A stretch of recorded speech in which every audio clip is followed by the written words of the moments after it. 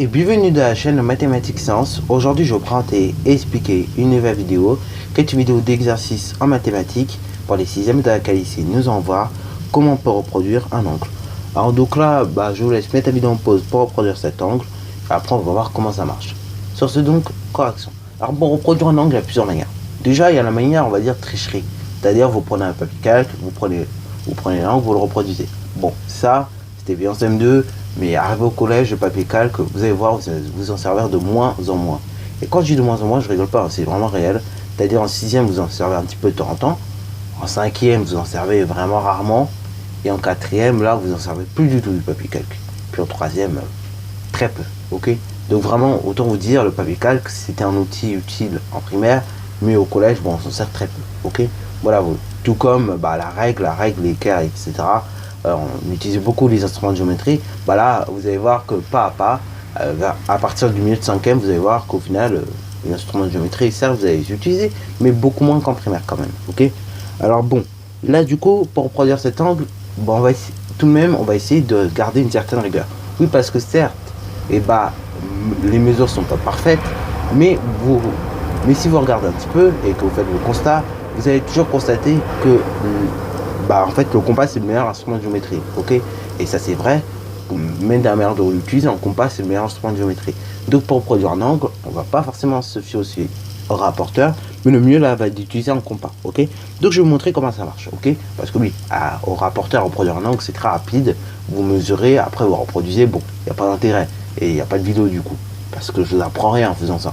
Par contre, avec le compas, là, c'est encore une nouvelle chose. Là, on peut apprendre de nouvelles choses, et là, c'est intéressant. Donc, premièrement, quand vous avez un angle à reproduire, d'abord ce que vous faites, tout simplement, vous faites une demi-droite, ok. Vous faites une demi-droite, et donc vous notez O l'origine, qui est indiquée ici. Ensuite, là, vous pourrez très bien reporter les longueurs à la règle, mais j'insiste, le compas, c'est vraiment l'outil de géométrie le plus précis. Donc la longueur OU, je vais la reporter avec mon compas, ok. Alors on peut très bien la reporter à la règle, mais vous allez voir que par la suite, c'est trop galère à la règle. Donc, je reporte la longueur au compas et je mets la pointe du compas au point O. Donc, de mon angle en reproduction. Ok. Ensuite, l'intersection entre la demi-droite et l'arc de cercle que je viens de tracer définit mon point U. À partir du point U, ce que je vais faire, je vais reporter la longueur LU. Ok. Une fois que j'ai reporté la longueur LU, comme vous pouvez le voir ici, qu'est-ce que nous allons faire? On va tout simplement mettre la pointe du compas en U et tracer un premier arc de cercle, ok. Ensuite, de même, je vais reporter la longueur OL, ok. Une fois que la longueur LO sera reportée, une fois que j'ai reporté donc la longueur LO ou OL, ok. Ce que je vais faire, je vais tracer un second arc de cercle de centre O, puisque mon point L il n'est pas placé, ok. Et puisqu'on cherche à placer un point L, du coup on va partir du point O.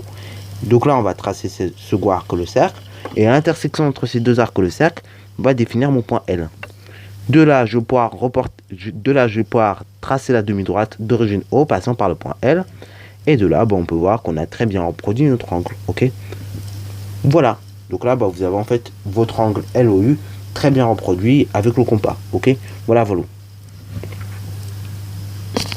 Sur ce, la vidéo est terminée. Donc là, pareil, pour ceux qui veulent voir, ce que vous pouvez faire, vous prenez en calque le premier angle, LOU, et vous le superposez sur le deuxième angle que je viens de reproduire, et vous allez voir, les deux angles se superposent, ok. Voilà. Sur ce, la vidéo est terminée. Si tu as bien aimé, n'hésite surtout pas à la liker, commenter, et bonne année à toi en mathématiques et en sciences.